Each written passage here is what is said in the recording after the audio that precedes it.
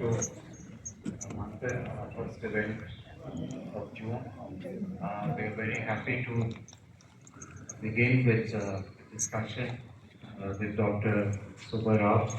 Dr. Subba needs no introduction to Manthan or to any of you, but still I have to mention that he was the 12th governor of the Reserve Bank of India between 2008 and 2013. He was, of course, a member of the Indian Administrative Service, 1972 batch, had a number of positions, first in Andhra Pradesh, and then in the center, the Secretary of the Ministry of Finance and a member of the Economic Advisory Council. He also served, he worked in the World Bank for extended periods. Now he is a visiting fellow at Yale University in public policy. And today, this is a second book. I think we had a discussion on the first book, if I'm not mistaken, a few years ago. Second book, Just a Mercenary. And he'll be in conversation with Emma and Vikram. Thank you, sir. Can you just join?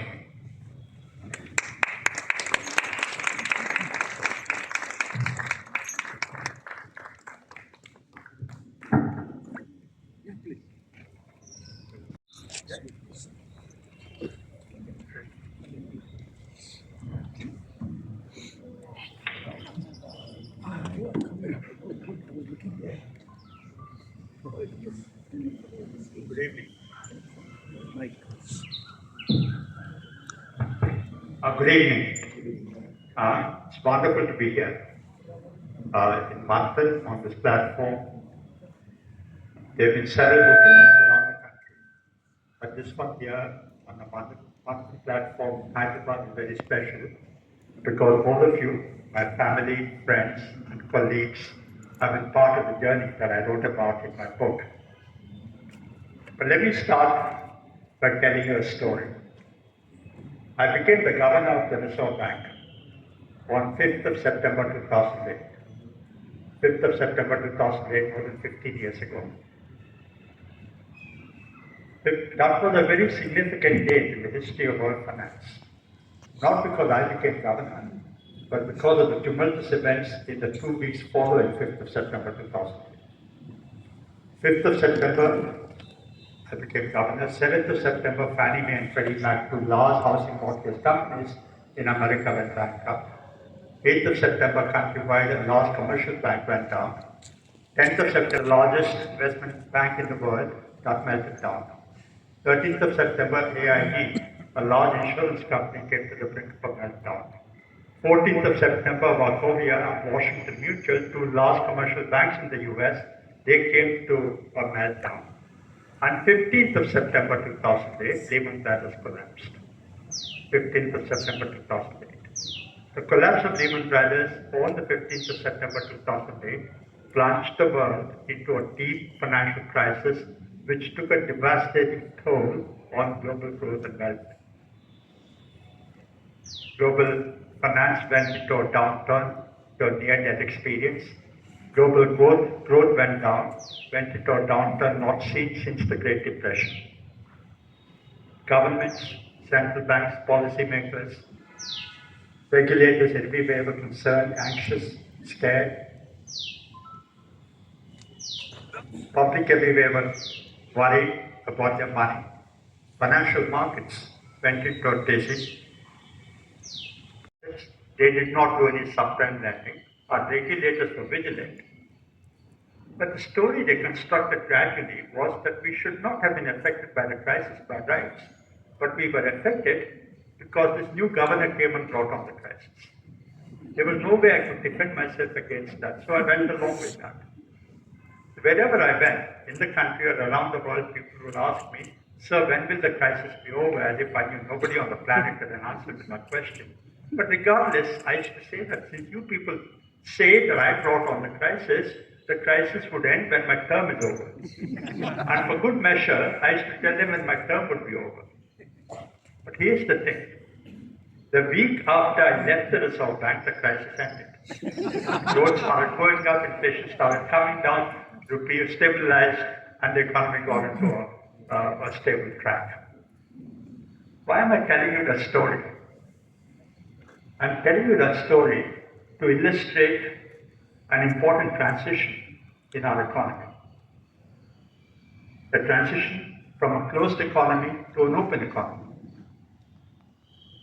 The reason we were affected by what happened in America, what happened in Europe, was because we were globalized by way of trade, by way of finance.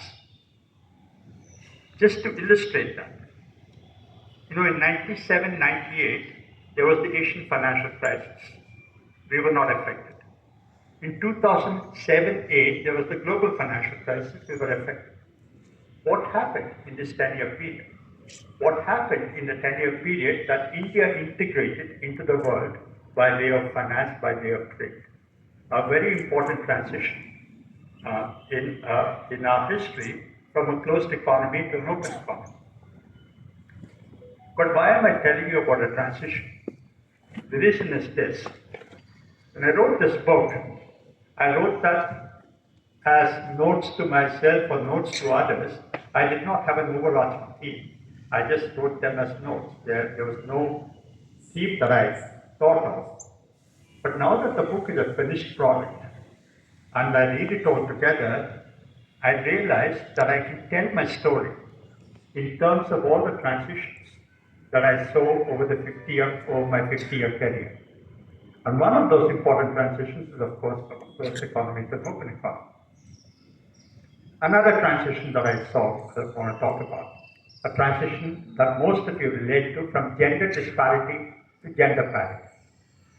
All around the world, here in India, we've seen over the years, we moved from grave gender disparity to gender parity.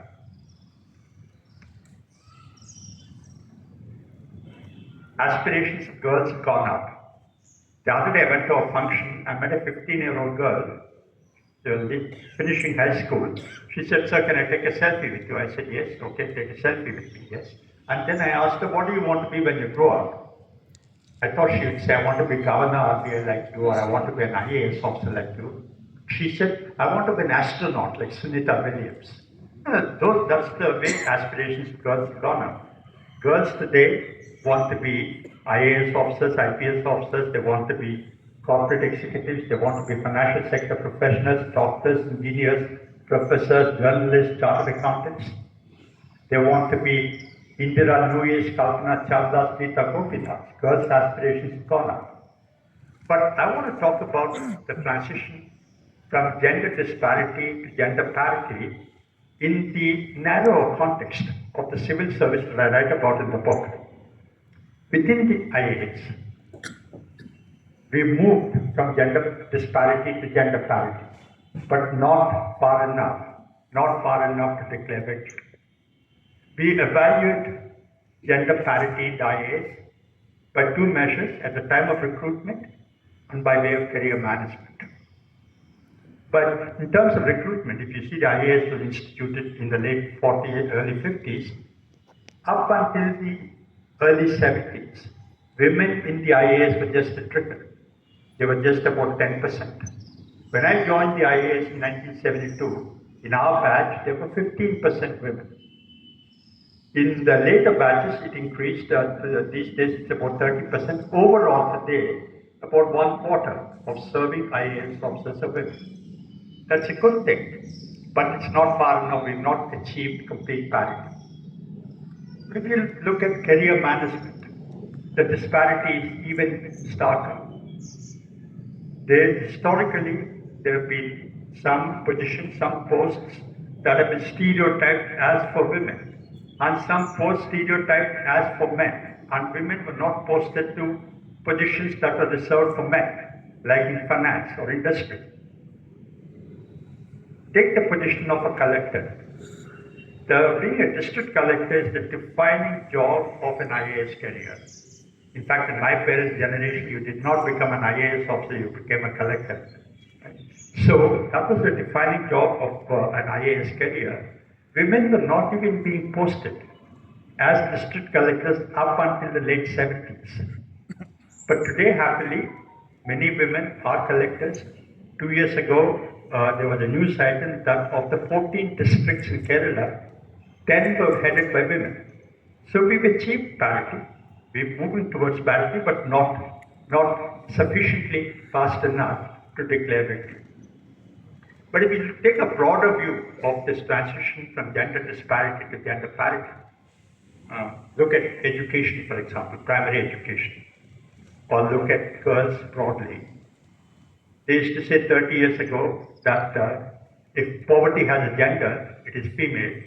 If poverty has a face, it's that of a girl child. We've moved from that.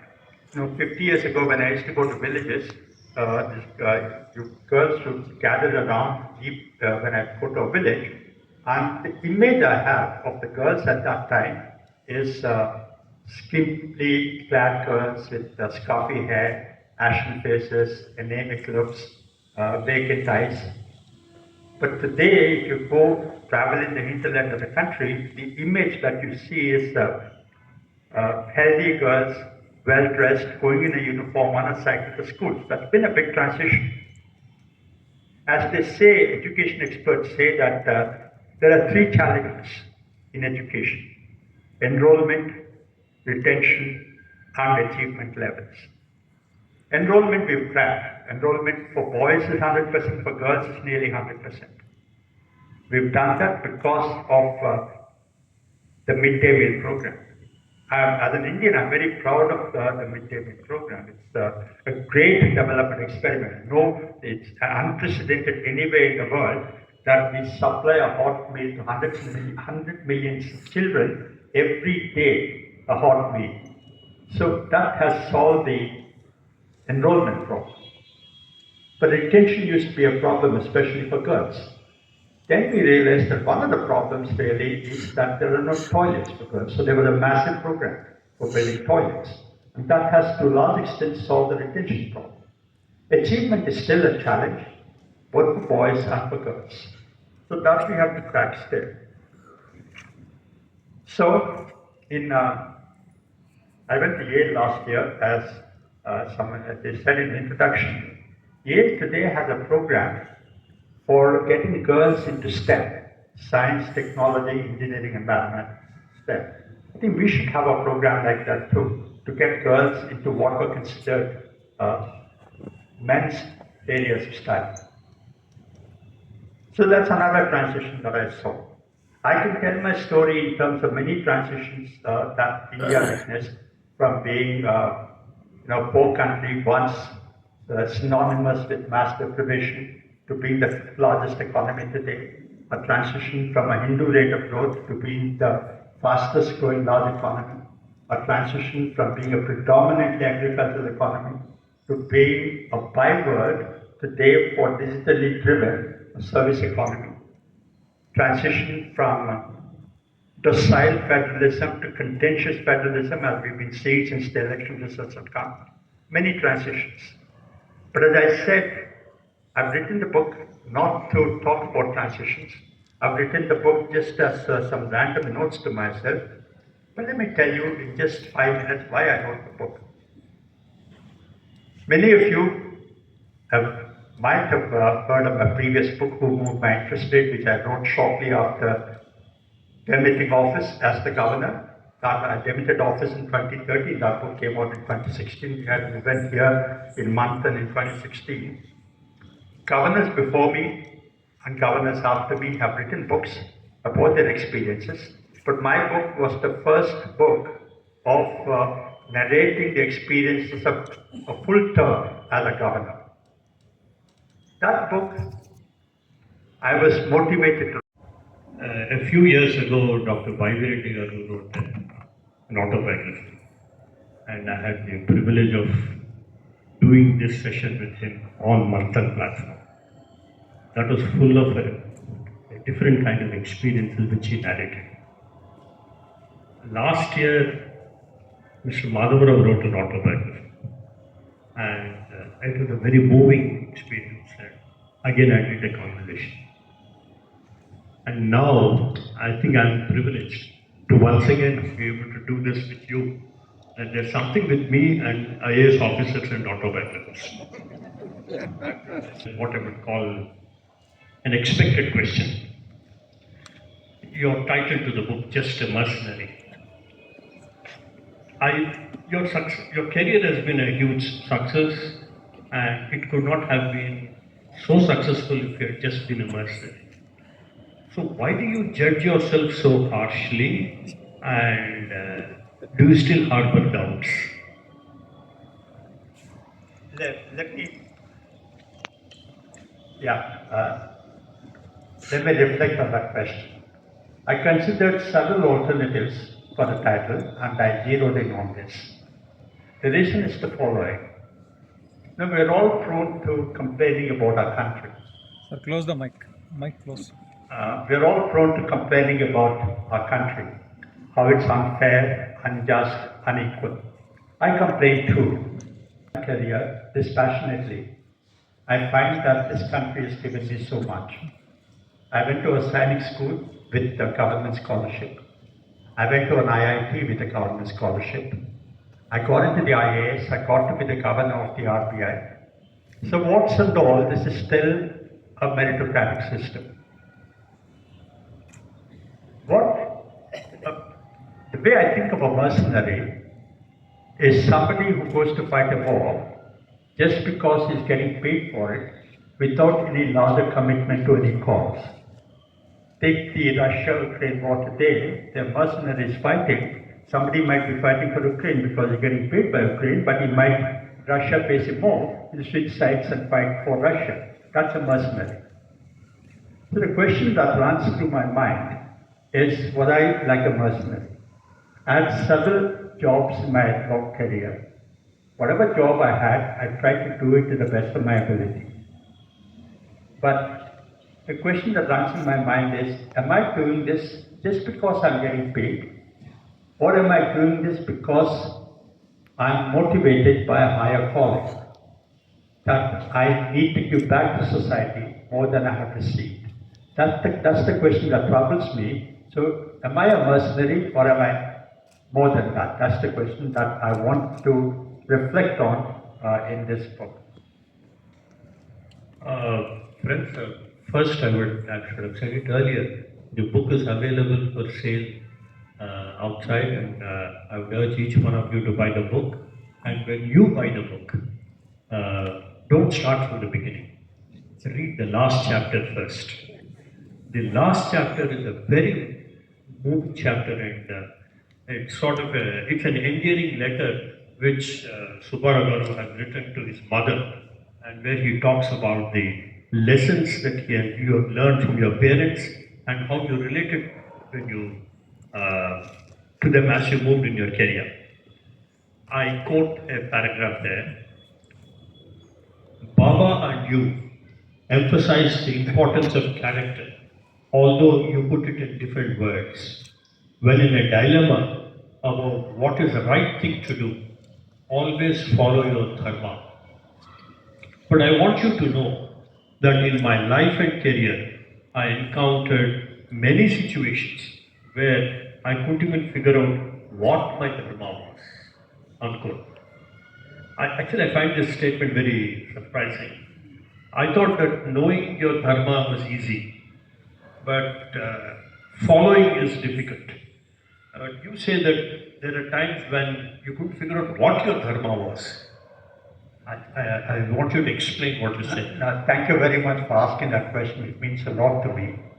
In that letter to my mother, who is no more, I alluded to Mahabharata and the question of following your dharma, because as all of us know, the Mahabharata is a treatise of dharma, and every character in Mahabharata is morally flawed. Every character in Mahabharata faces a moral dilemma about what to do. I'll give you two examples. Take Karna. Okay. Just before the war, Kunti comes and tells him that he was her firstborn son. He gets irritated with her, he gets angry with her, he's pained by that, but for him his dharma was very clear, that he cannot at that point defect. Dharma was clear.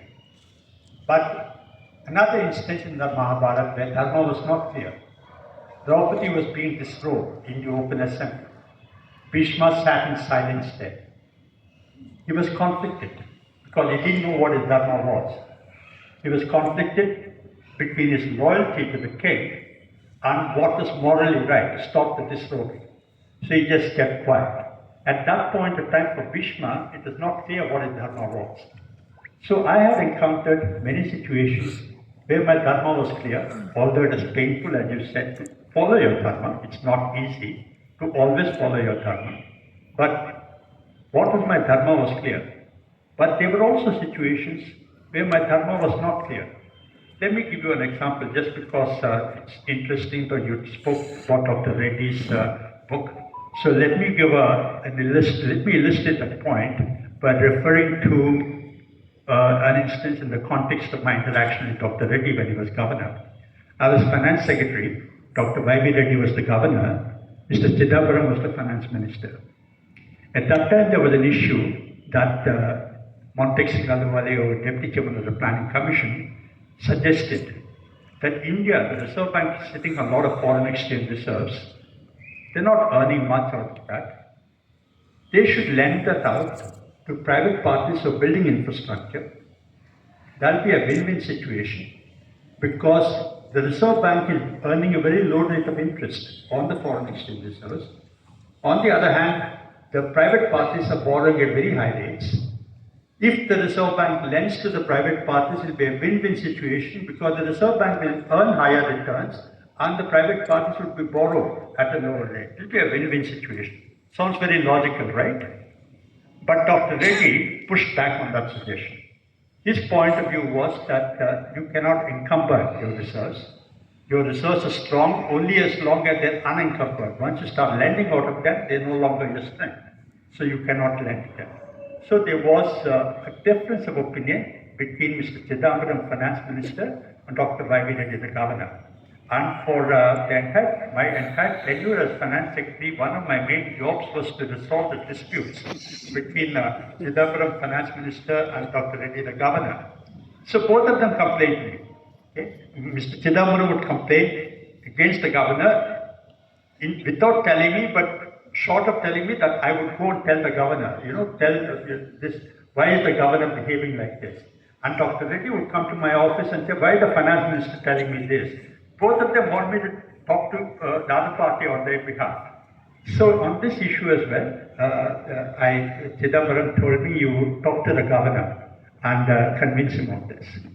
And Dr. Reddy didn't budge. He said, if you insist, I'll have to take it to the board. I said, okay. I was on the board, as finance secretary, I was on the board of the RBI. I said, okay, sir, I went and told the finance minister that the governor wants to take it to the board. He said, fine. But what the FM told me was this. Subba, you canvass this issue with each of the directors before the board meeting. And I was scared.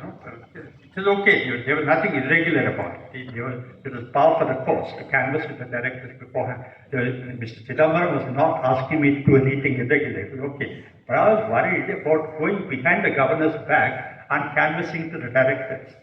So I called up Dr. Reddy and said, sir, I have to do this. He was miffed, of course. He was irritated with me, he was irritated with Dr. Chidambaram, he was irritated with the whole world. But he said, okay, if you have to do this, go ahead and do this. So I canvassed with the directors. And of course, then we had the board meeting at PAS. There, my dharma was clear. That even though I was disinclined I thought Mr. Chidambaram should have given in. And Dr. Reddy, I agreed more with the governor than with the finance minister, but I had to follow the instructions of the finance minister because I was the finance secretary. There was no conflict with that. But I just want to give you an instance of where there was a conflict, very briefly. Early in my career, I was sub-collector Parvatipuram.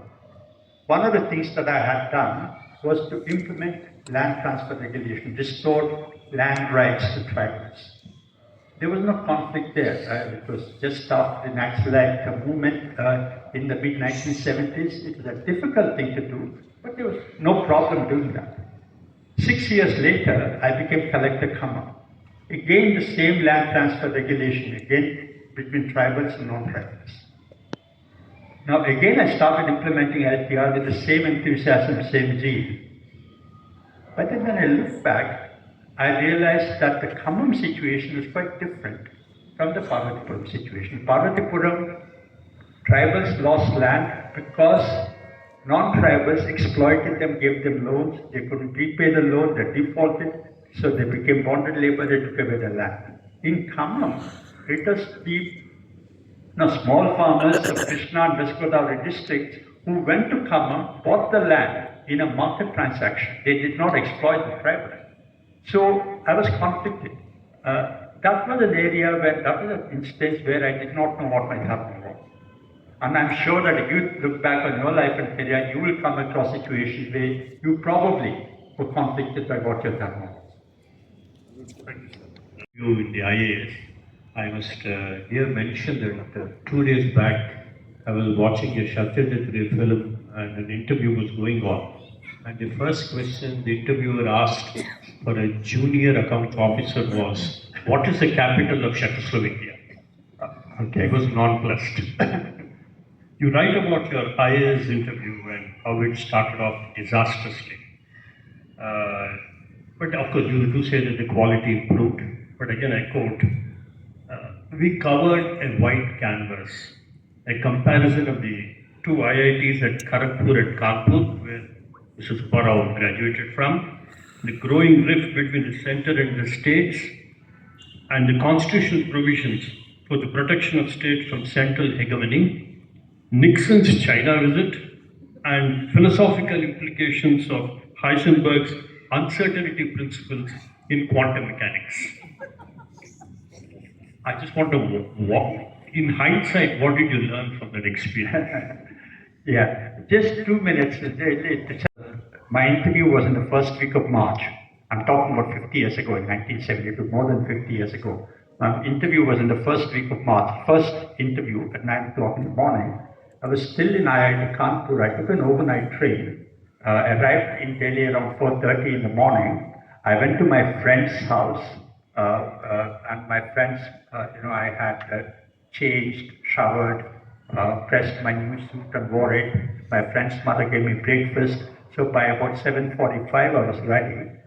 And then my instinct, normally I used to go in a bus in Delhi. I used to travel by a bus. But this time I said, see, this is my interview, I'll take an auto rickshaw.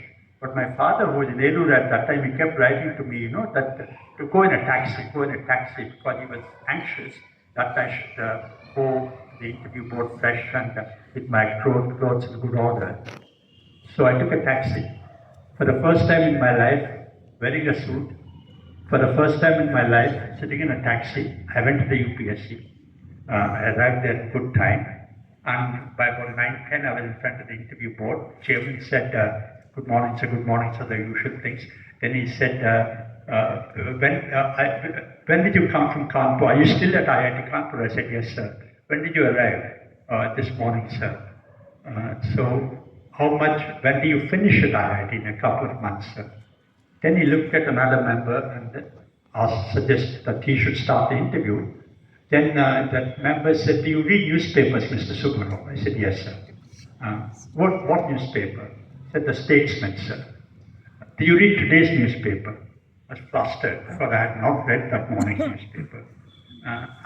Then the chairman came to my rescue and he said, look, it's still dark and damp outside, still winter. He came by an overnight train, he was preparing for this interview, he wouldn't have had time. Did you look at this morning's newspaper? He asked the other member.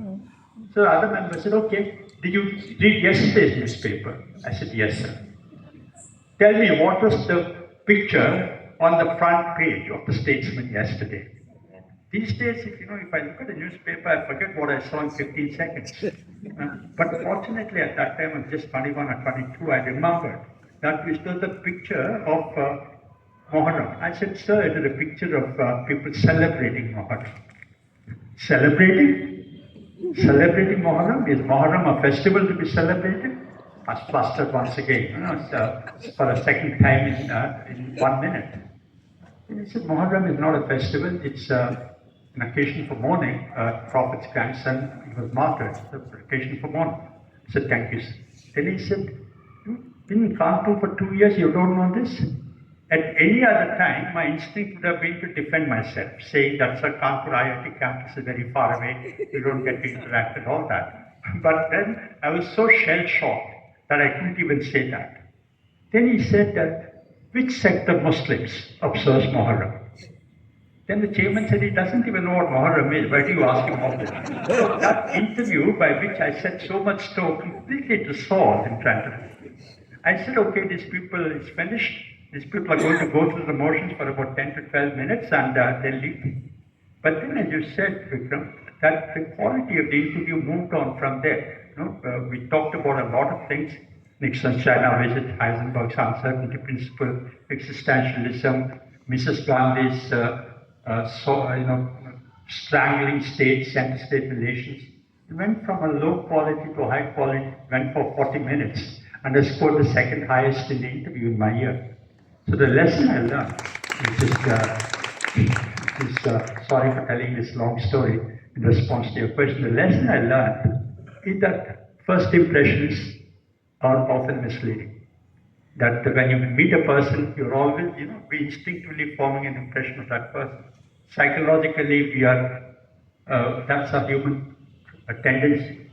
But I learned that when you observe a person, meet a person over an extended period, you understand them better. So know that your first impressions of a person can be misleading. That's so true.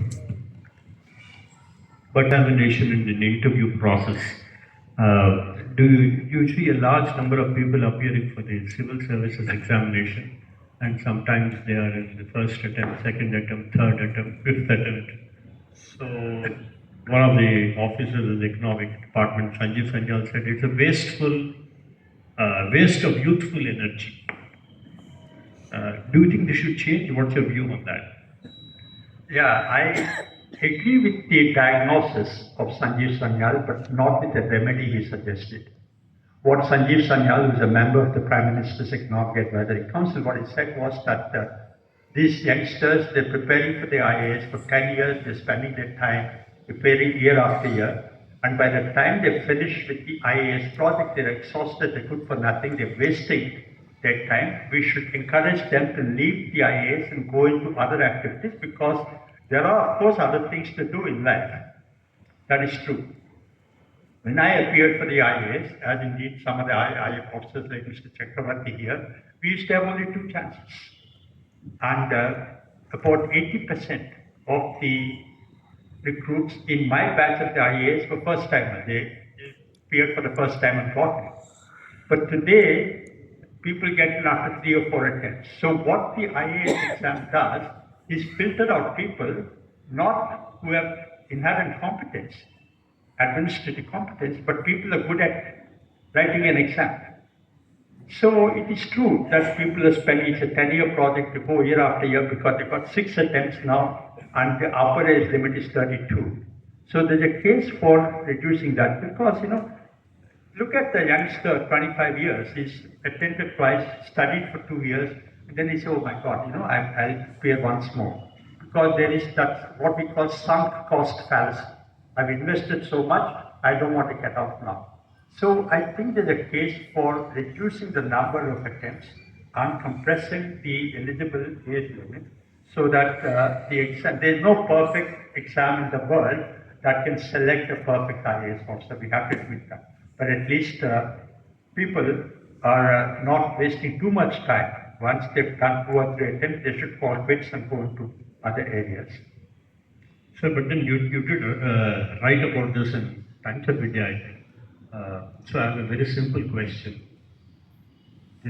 Has IAS failed the nation? If you want me to give a binary answer, my answer is yes. But of course, I should give a more nuanced response. I wrote an editorial in the Times of India 2 years ago under the same title, Has the IAS Failed the Nation? I said largely that is my view. If you look at the IAS was instituted shortly after independence as a homegrown response to the colonial era ICs in a country that was embarking on an unprecedented experiment of nation building in a democratic setup in a largely low literacy, low awareness society. It was a mammoth challenge. The IAS at that time rose to that challenge, instituted a development administration, built it from the green field as it were, and established a formidable reputation for the IAS for integrity, competence, and commitment. But in subsequent decades, that reputation started crumbling. Ineptitude, inefficiency, carelessness had crept in. One chief minister once told me that if there are 100 IAS officers, about 25% are lazy, corrupt, callous, or they are a burden. The other 25%, the middle 50% are sinecures. They're no good, they've just given up, they're no good to me, they're no good to themselves. It's only the remaining 25% that I have to work with. So that's the view of a senior chief minister of his lot of the IAS. Now, if you look at this, there are many reforms for the IAS in terms of recruitment that we talked about, in terms of induction training, in-service training, opportunities for specialization, opportunities for self-improvement. Those are all areas trying for reforms. But in my view, the biggest thing is not any of them. The biggest thing is a perverted system of incentives and penalties. In the IAS, everybody gets promoted. There is no system of weeding out corrupt, callous, inefficient people.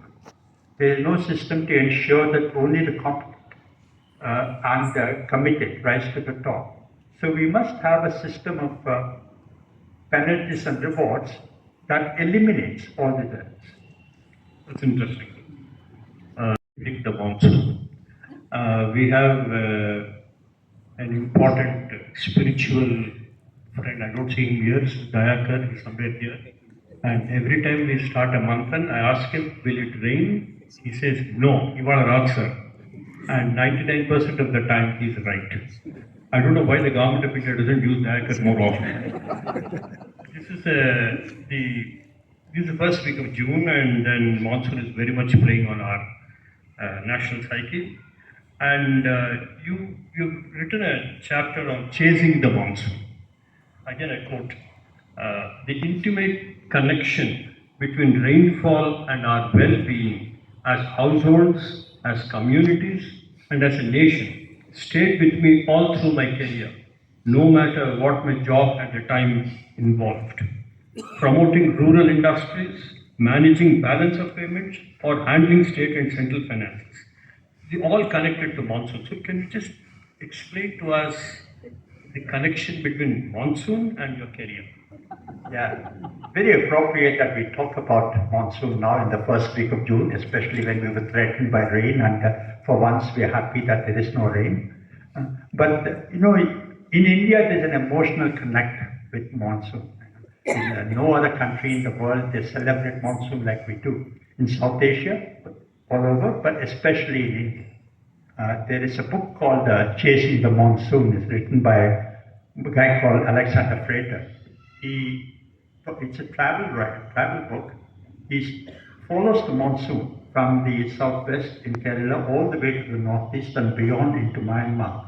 Travels with the monsoon for about 4.5 months.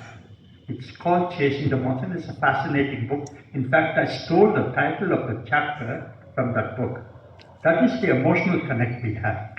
But we have an economic connect with the monsoon. You know, like the most, I can't speak for all of you, but at least I had no connection with village life until I became an IAS officer. So like everyone else who grew up in a small town or in a big city, I used to enjoy the first rain after the intense heat of the summer. It was such a big relief, exhilarating feeling. But after that, rains in subsequent months, we treat that as a nuisance. Because our roofs are leaking, our roads are flooded, our clothes are wet, it's a nuisance, right? But only after joining the IAS, when I became sub-collector, I realized that the entire economy depends on monsoon. We've been talking about drought-proofing the economy for 50 years, we've not drought-proofed it still. Although agriculture is still only 18% of GDP, nearly 50% of the labor is employed in agriculture. So what happens in the rural sector, in particular how the rainfall and how monsoon affects our economy. So that I realized that when I was sub-collector, and I realized that every job I did had a connection with monsoon, whether I was promoting industries, managing balance of payments, being a finance secretary in the state here, finance secretary in Delhi, your tax inflows depend on the monsoon. So all that. When I became governor, 2010, I went to Thiruvananthapuram, Trivandrum, for a board meeting of the RBI. One of the questions, that was in the last week of May or first week of June like this, in 2010, one of the questions in the economy at that time was, when was the Reserve Bank going to exit from the easy money policy? After the crisis, we eased the policy. The question was, when do we exit from that? And that question became more important because the monsoon, people were waiting for the monsoon. If the monsoon was delayed, there would be inflation that could change the exit trajectory of the RBI. So there was a media conference in Trivandrum, and one of the press reporters expectedly asked me, "Sir, what do you think of the monsoon? What will happen if the monsoon?" I said, when will you exit from this easy policy? I said, look, like the rest of the country, the Reserve Bank too is looking skywards, chasing the monsoon. That was not an answer to his question. But everybody thought I had answered the question. They clapped and they celebrated them. But then somebody wrote in the paper after that, the governor said that he is watching the monsoon, chasing the monsoon. Writes that the governor with a group of villagers sitting under the tree in a village, looking skywards for guidance on monetary policy. So that was the imagery they had. Quite fascinating. But that was my career and my connection with the monsoon. There's a very small snippet in the book. I'm not sure whether you are comfortable with my asking this question, but I found it hilarious and chilling at the same time. Please tell us about how you tackled your CIA agent episodes. Yeah. Many years ago, very, very briefly, 4 years or 5 years after I joined the service, I had applied to American universities for a PhD in economics. And I got rejected in some universities, I got accepted. And I wrote to the government for permission to accept that offer of admission and offer of financial assistance.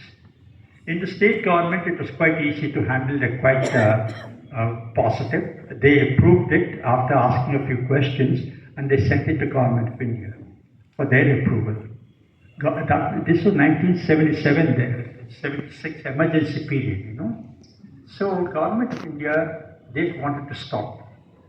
So they said, how did you get financial assistance? How did you get admission, first of all? You studied physics, and this is economics. How did you get into economics? Not only do you get admission, but you're offered financial assistance. This cannot happen. You must be a CIA agent. Those of you who were old enough, you realize that time during the emergency, every third person was treated as suspected to be a CIA agent. So I didn't see the file, of course, but one of the undersecretaries said, we are examining if you're a CIA agent. I mean, a friendly mood. He said, you shouldn't have said that. But he told me. And I'm sure that they conducted an investigation into whether I was a CIA agent. And after about 10 months, after I lost 1 year, trying to get approval of the government for admission, that was approved. But that was my CIA agent connection. And I found it very hilarious, frankly. This is how the government works, maybe. So here we're talking about one of your most challenging assignments, the RaoEx bottling assignment. Yeah. Yeah, and the challenges you have to face. I have first a simple question, and then I want a detailed answer of why you think the bottling assignment was the most challenging. The simple question is, did you taste the product which you worked on? Not at that time. Not as part of the job, certainly. So here you say in your book, as I look back in my career, I count the 1 year as an OSD for the RaoEx bottling as the most challenging and easily the most enjoyable assignment of my IAS career. Do you still see it as your most challenging task, and even more challenging than the house of fire you entered into when you became a governor? In some sense, yes. In real time, every job looks challenging. When you look back, Some challenges are more daunting, but this certainly was an assignment that taught me a lot of lessons. Just to give you the context. When NTR became Chief Minister for the first time in 1983, then he became Chief Minister again in 1985, NTR was a teetotaler. Not only was he a teetotaler, but he had contempt for people who drank. And he was paid by thousands of people in the state who were drinking, and their families were crumbling, poor households, and many were drinking adulterated liquor and died. So he wanted to impose prohibition. But the finance department at that time, Mr. Madhav Rao was here, he was in the finance department at that time, he told me they pushed back, saying that if you implement this, we cannot implement your other flagship schemes like Rice at Rupees 2, etc. So NTR acquiesced in that. He said, okay, if I cannot impose prohibition, some of you might be confused, NTR imposed prohibition. When he came back in 94, I'm talking about his first term, 1985-86. At that time he said, okay, if I cannot impose prohibition, I will do the second best thing. I will set up bottling plants. One bottling plant in every district of the state, so that it is branded government liquor. At least people are protected from drinking adulterated liquor. They took the decision. It was to be done in a 9-month period, and they appointed me as officer on special duty for addict bottling. My first reaction was, why me? There are 250 or 300 IAS officers in the state. Why did they pick on me? I had shown no flair for implementing projects, much less bottling liquor. And this was a no-go project, no-win project, not career enhancing. You cannot set up bottling plants in 23 districts in 9 months. I thought I was being set up for failure. And most importantly, it is so embarrassing. You go to a wedding, you go to a function, and people say, what are you doing now? I'm bottling liquor. Like they interview the IAS toppers every year. Why do you want to join the IAS? I want to join the IAS because I want to change the world. Now here, I'm trying to change the world by bottling liquor. It's so embarrassing. So I was distraught, angry, frustrated, brooding. So I went home, I brooded for about 3-4 days, and then I realized that if I have to do this, I will do this. And then I got together a team, we did this. That's not important to the story, but we got the project commissioned 3 days before the D-date. All projects completed, commissioned, all systems in order, all staff, everything was done, just for switching on. It gave me a great sense of accomplishment. What I thought was an impossible, uninteresting task became an interesting, enjoyable task. I learned several lessons from that. The first lesson I learned was that I shouldn't be vague. I thought that I was such an important guy that this job was unimportant for me. He busted my ego, told me that get rid of your ego. Everybody has to do this. The second lesson I learned was that you should not fear failure. You can learn a lot of lessons when you move out of your comfort zone. All of us resist being pushed out of our comfort zones. But there are lessons to be learned, especially for youngsters here. There are lessons to be learned from being pushed out of your comfort zone. The third and most important lesson I learned is this. Now, if you go to a leadership seminar or read some self-help book, what do they tell you? That the secret to success in your life is to discover your passion and pursue it. That's what they tell you.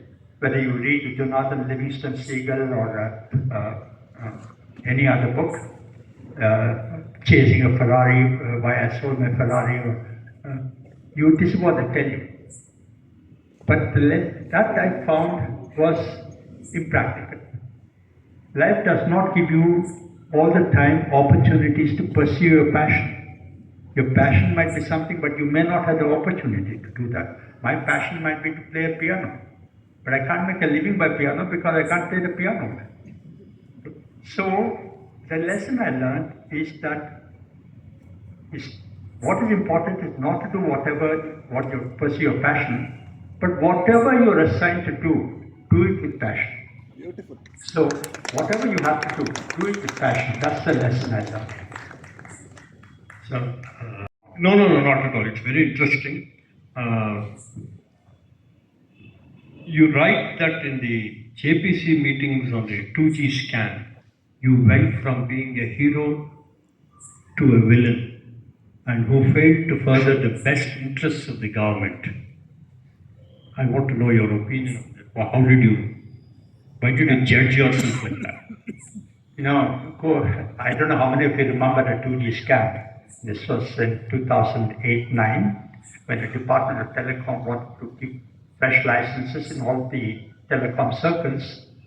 And I was finance secretary at that time. This was 2008 I'm talking about. Everybody agreed that more licenses should be given. And when Department of Telecom proposed that they would give licenses and they would give 2G spectrum at the same price as was given at 2001. We're talking about 2008. When the file came to me as finance secretary, I said that we must rediscover the price through a fresh auction. My reason was this, that in the period between 2001 and 2008, the world and India realized that spectrum is a scarcer commodity than we thought. So I thought some of the scarcity premium must accrue to the government. So I said we must rediscover the price. Department of Telecom pushed back against that suggestion. So eventually they gave licenses at the 2001 price. But here I must tell you, people tend to conflate two things when they talk about the 2G scam. There are two separate issues. One was the alleged irregularities or illegalities in giving licenses, which was done by the Department of Telecom, the Finance Ministry, and I in particular had nothing to do with that. I'm talking about the other issue about the price at which spectrum must be given. So they gave it away at the 2001 price. That was agreed to in a meeting between the Prime Minister and the Finance Minister and the Telecom Minister. I was present at that meeting. But within 3 months after that, so 3 or 4 companies which got a license, they went for a public issue, and people realized that they were making windfall profits. So there was a realization that the government gave away spectrum at below market price, much below market price. And this became a scandal. It started acquiring a scandal proportion. And that the government went against the advice of its own finance secretary, added fuel to the fire. So there was, as you recall at that time, there was a CAG special audit, there was a JPC probe, there was a Parliament Committee probe, there was a CBI inquiry, all sorts of things at the same time. I appeared before the JPC, I appeared before the Parliament Committee. I thought they would compliment me as a hero because I said that we must rediscover the price. I went in like a hero, but then they started grilling me. Say, okay, why didn't you pursue your suggestion? You said you rediscover the price, but why did you not pursue your suggestion? I tried to tell the committee, sir, I'm a civil servant. There's only so much I can do. The government was not doing anything irregular or illegal. So I advised the government, but the government decided to do something else. I cannot stop that. But they were not willing to listen. So by the time I came out of the JPC meeting, I felt like a villain. I went in, I was thinking that I'd be a hero. I came out as a villain. But here is something heartening.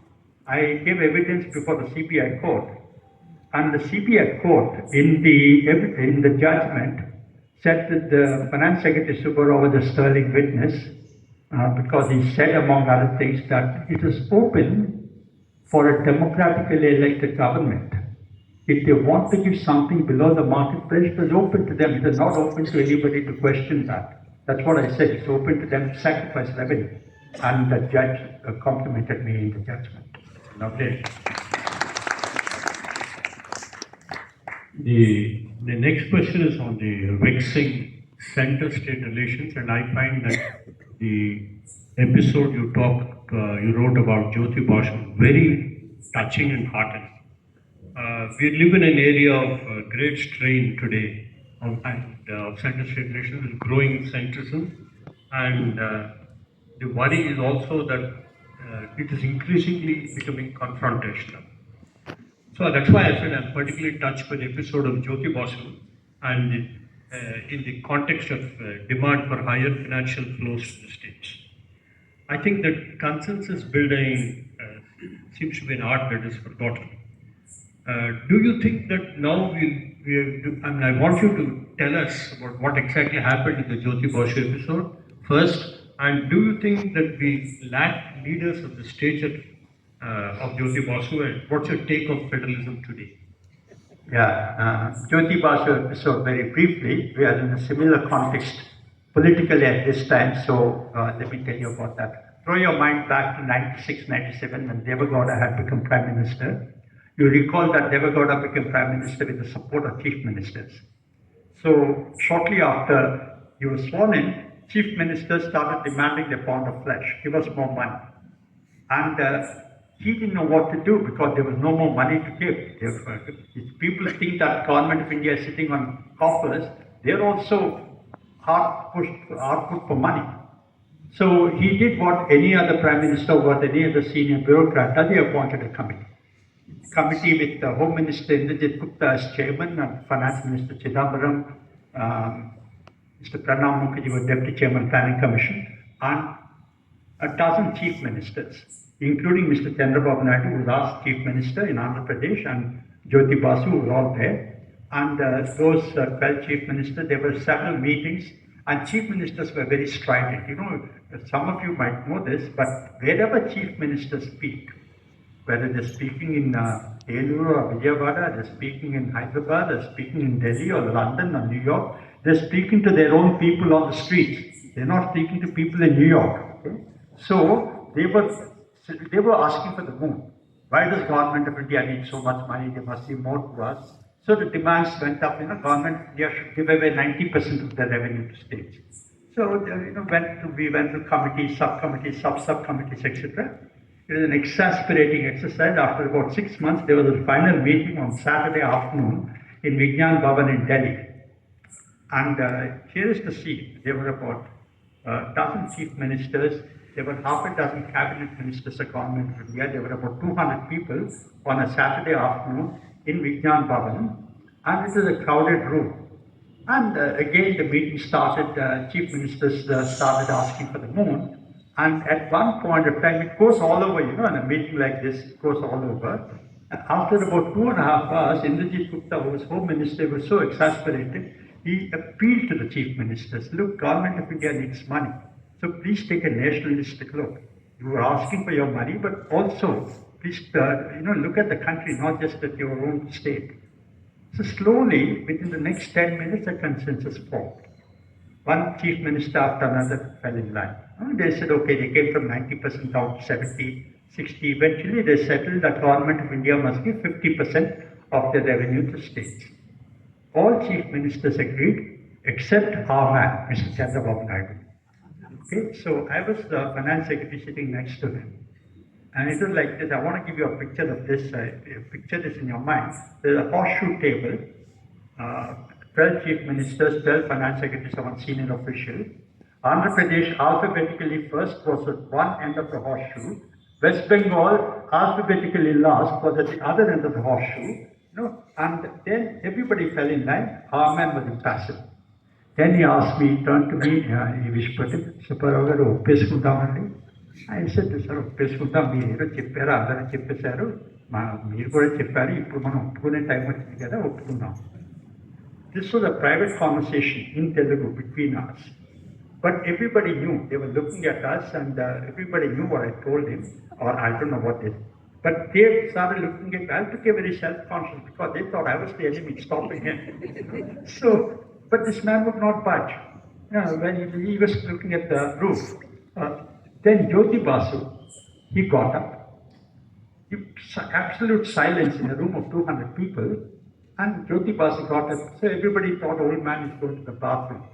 But then he got up, started walking around, tripping over toes, traveled all the way from West Bengal to Andhra Pradesh. It took him a minute and a half to come across.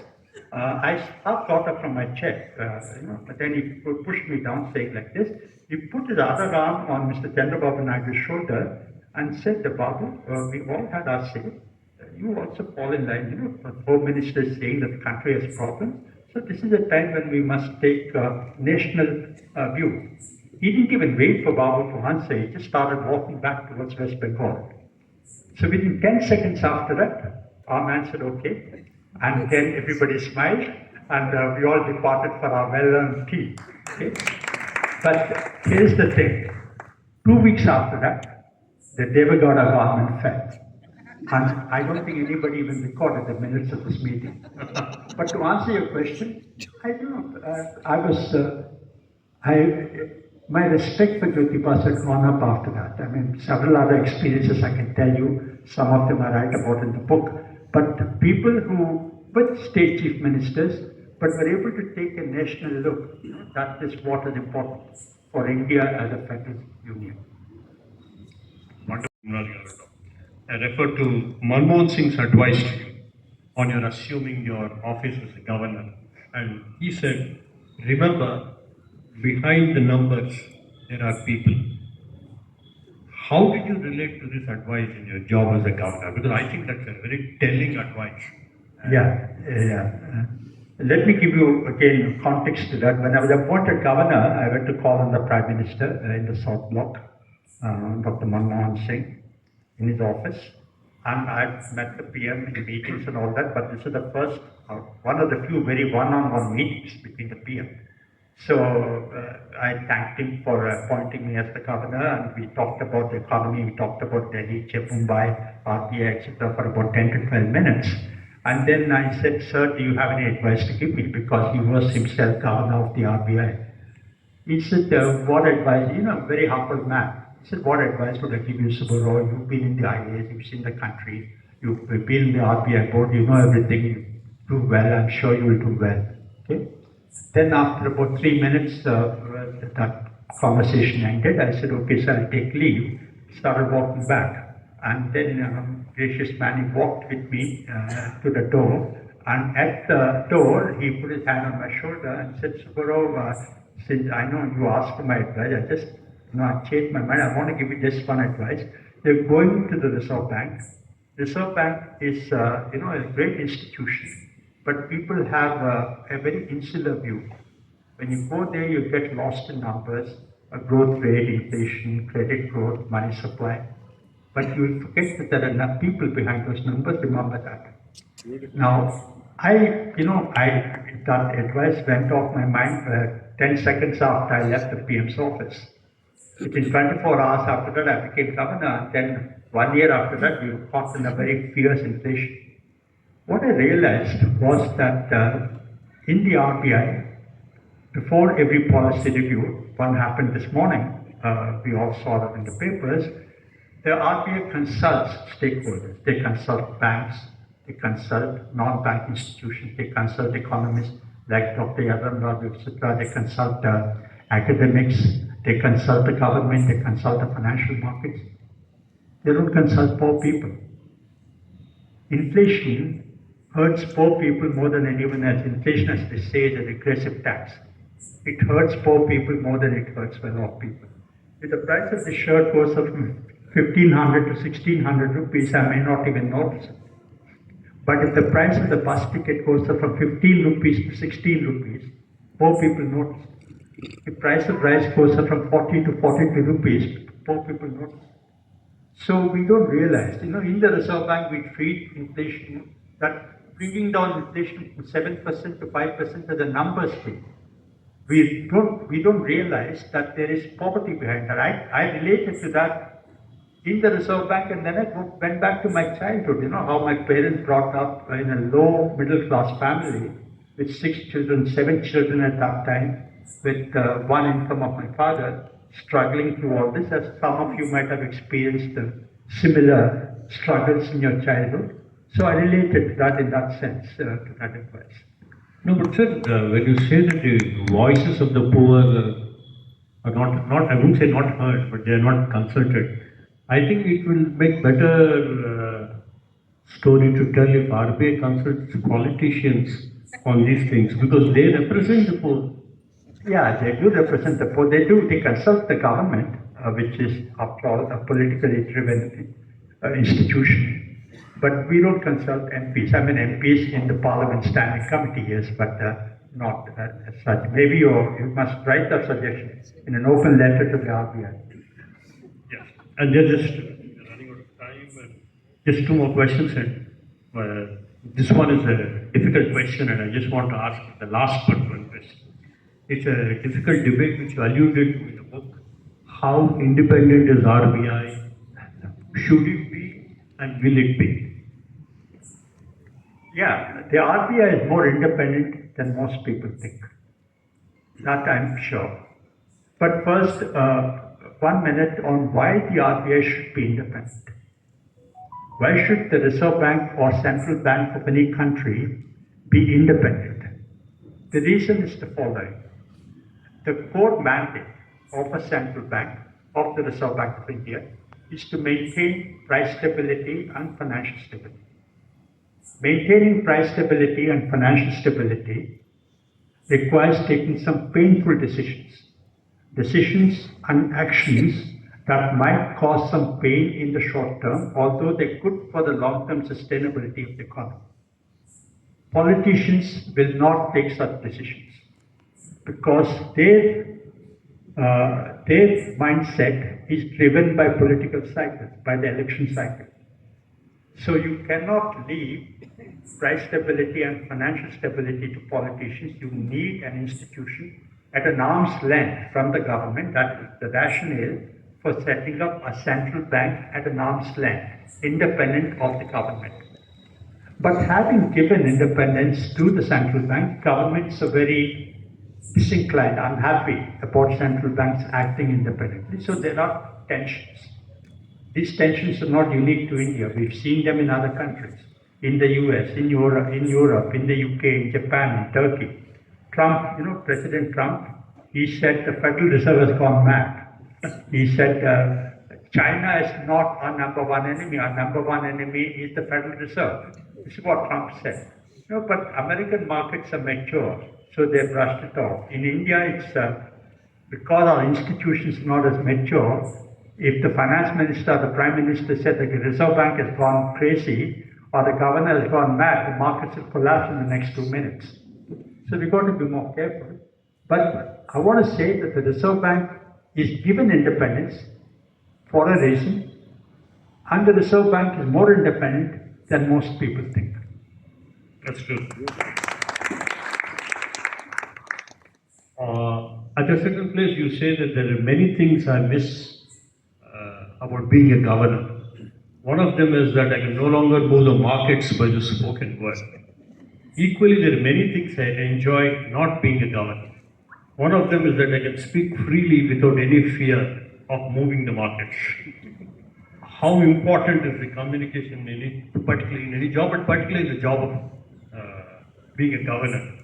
Will you allow me to tell a story for 2 minutes? Yes, sir. In response to that, to illustrate how important communication is. I didn't realize it when I went in as governor.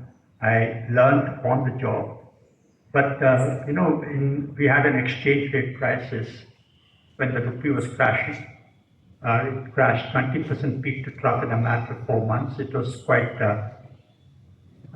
concerning, a very anxious time for all of us, particularly in the Reserve Bank. We did everything possible to control the volatility in the rupee.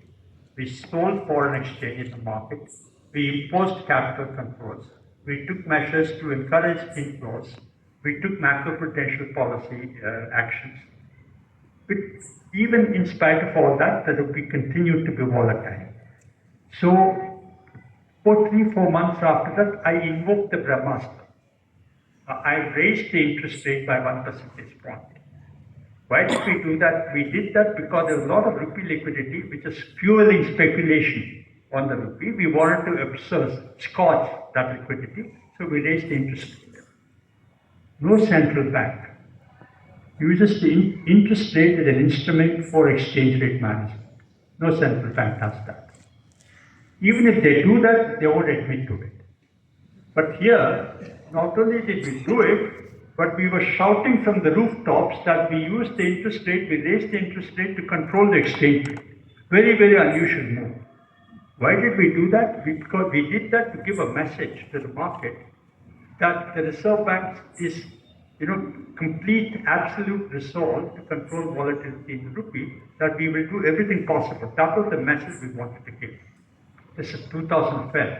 Throw your mind back to that time, policy paralysis, stagnation in the economy, stagflation. So in the TV interviews that evening and newspapers the following morning, the story was, will this not hurt growth? RBI raised the interest rate, will this not hurt growth?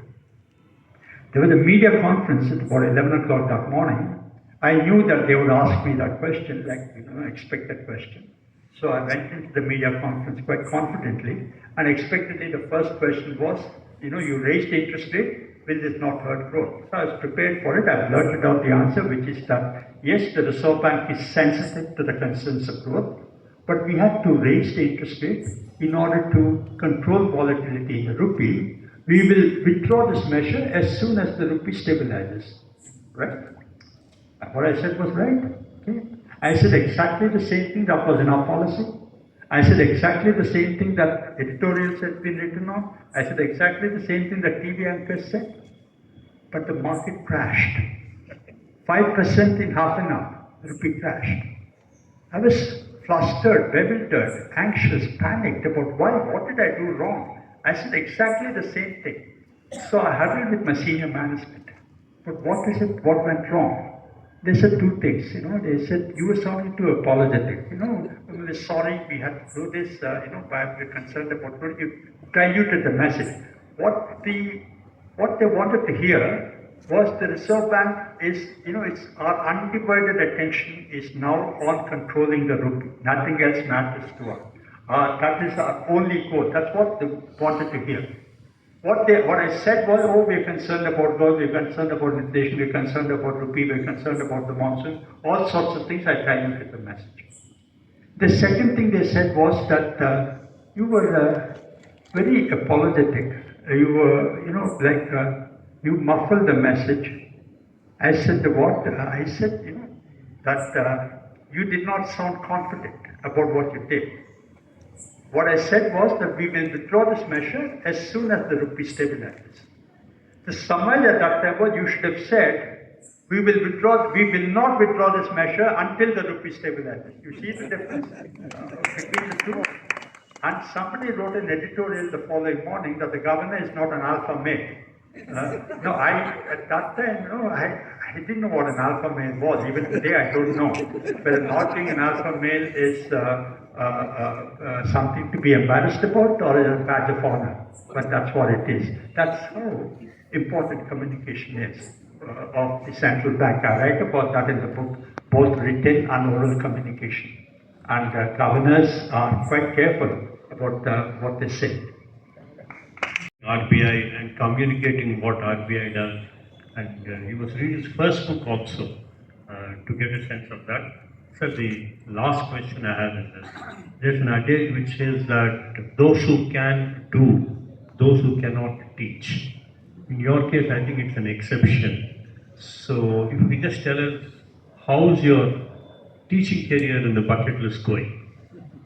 Quite well, I should say. In the last 10 years since I stepped down from the Reserve Bank, I've dabbled in academia, both in India and outside. I've had the privilege of teaching, sometimes a regular course, sometimes just giving guest lectures, but it has been a learning experience because every time you teach, you learn.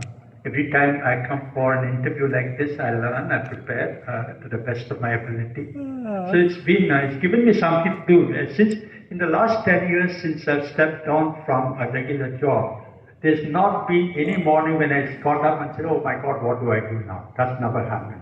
I had something to do, and I'm thankful to God and to all of you, my friends and well-wishers, for that privilege that I've had. Thank you very much, sir. Thank you very much for being in Manthan. All I can say is, please write another book. We will have another conversation in Manthan. Thank you very much. Thank you very much. Thank you. Yes, and my intellectual sounding board on many occasions.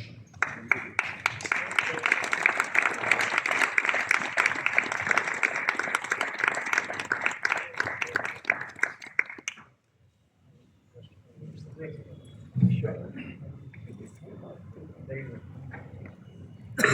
start the questions shortly. Yeah, Q&A, yeah. I just signed this book alone, but Yeah. I will do that.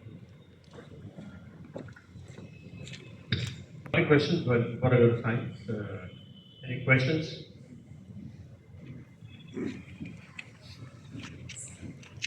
Sir, stand up. Last time when Raghunath sir also came, I put the same question here because not answered clearly. I would like to know from you what is Hindu rate of growth, sir? What do you mean by that actually? Not in numbers, sir. What is the concept behind Hindu rate of growth? Why a religion is attached to the growth?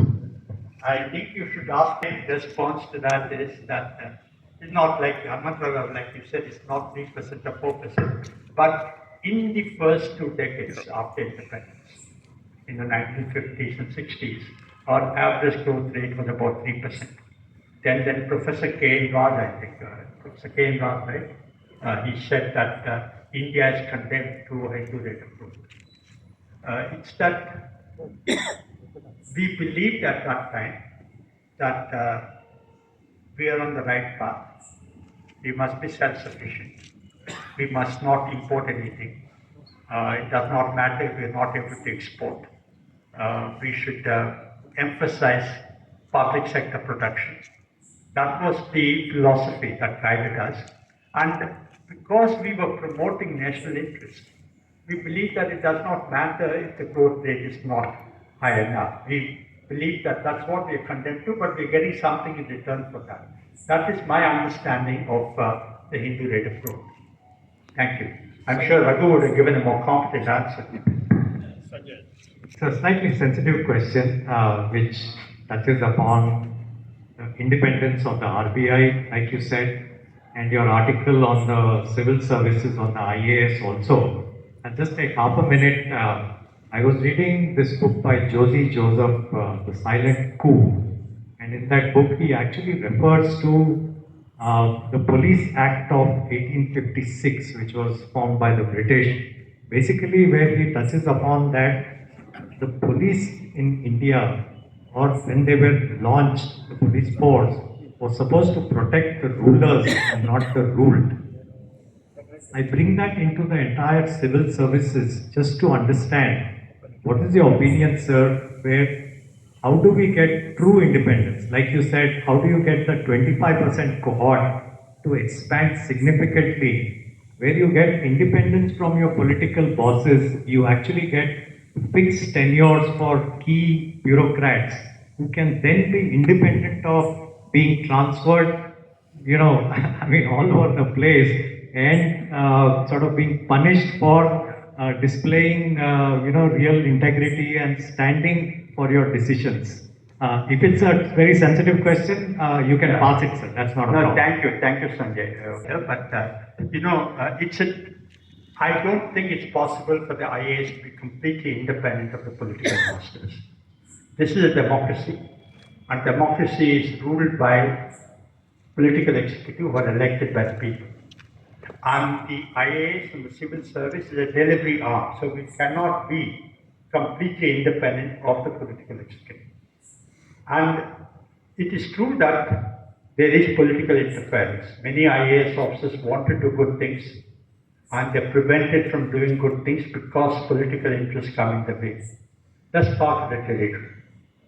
I don't think any IAS officer can complain that, forever, that I did not do great things because I was prevented by politicians.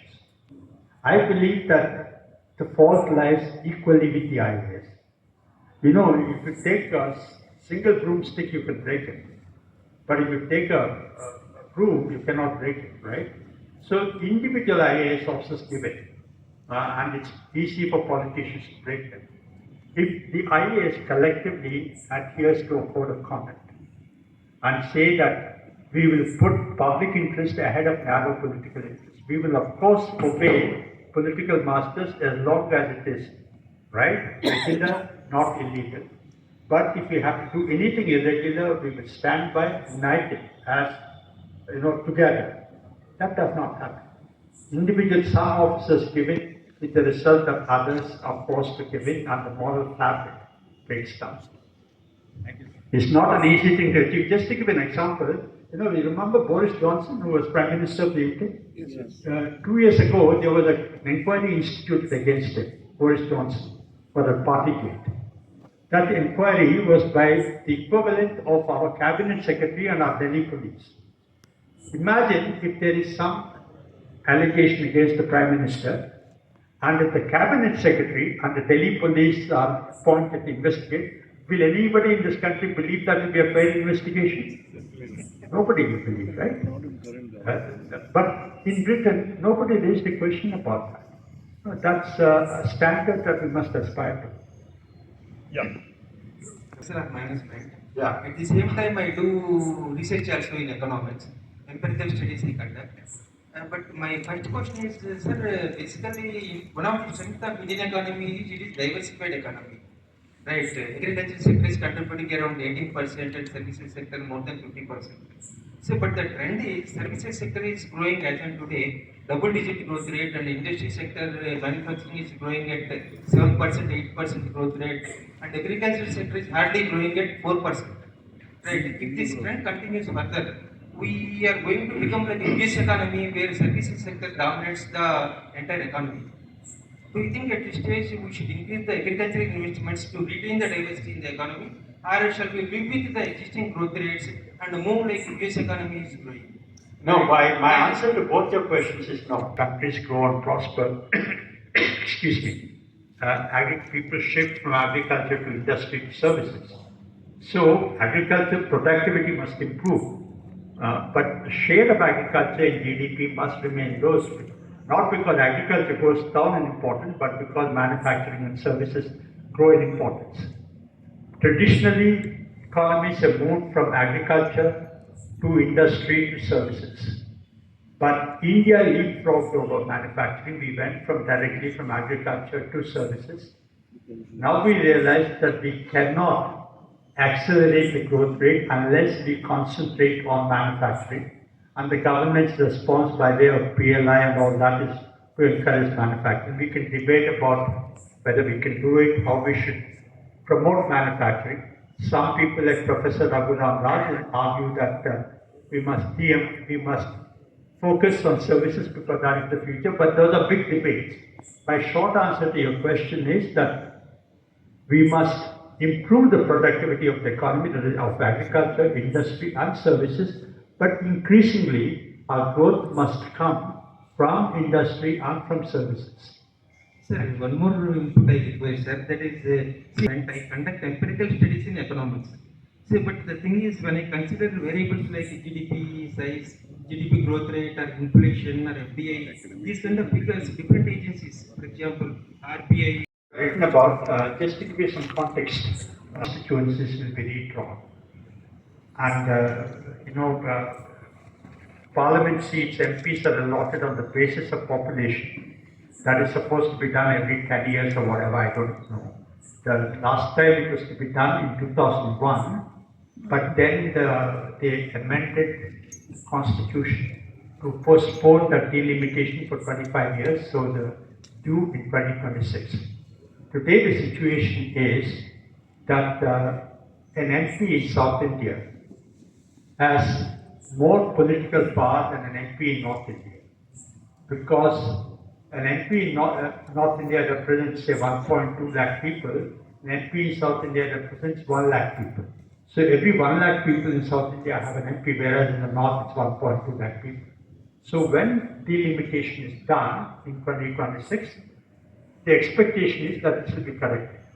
What will then happen is that South India will lose some parliament seats and North India will gain.